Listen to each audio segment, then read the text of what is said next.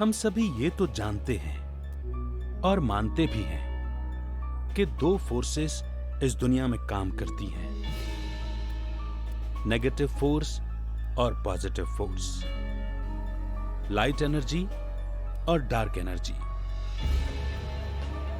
और क्योंकि अभी कलयुग का अंतिम समय चल रहा है, समय भी तेजी से बदलता दिख रहा है, तो अभी डार्क एनर्जीज अपने फुल फोर्स के साथ हमारे मन पर अपना कब्जा बनाए हुए है। हमारे मन को तो इसने काम, क्रोध, लोभ, मोह, अहंकार से ग्रसित किया हुआ ही है। और अब साथ ही साथ तन को भी तरह तरह की बीमारियों से जकड़ती जा रही है। इसीलिए चाहे कोई भी बीमारी हो, वो डार्क एनर्जी का ही एक रूप है।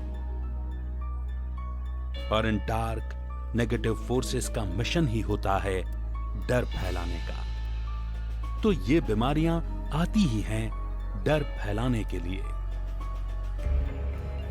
इन डार्क एनर्जीज, नेगेटिव फोर्सेस की जो पार है वो केवल एक डर है। जहां डर है वहां ये डार्क पहुंच जाता है, और जहां डर नहीं वहां ये नहीं जा सकता।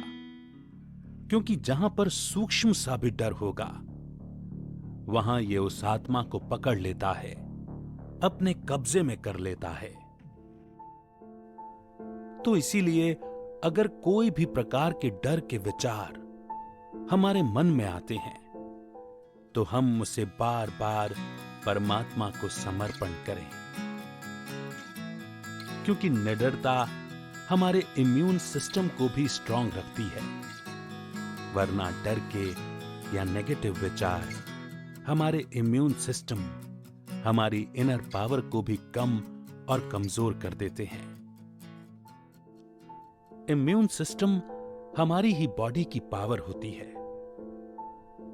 हमारी बॉडी इसी के आधार पर चलती है, और ये बढ़ती है निडरता से। और निडरता डिपेंड करती है हमारी थॉट पावर पर।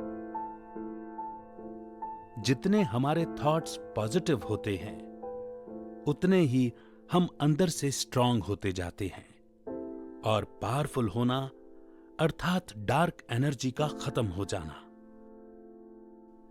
इसीलिए खुद से बातें करें, परमात्मा से मन ही मन अपनी बात कहें कि मैं क्यों डर रहा हूं, जब आप स्वयं भगवान मेरे साथ खड़ा है, तो मुझे डर क्यों और किस बात का।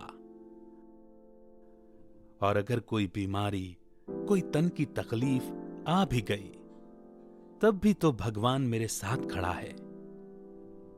इस तरह के साहस से भरपूर मन के आगे कोई भी बीमारी टिक नहीं सकती,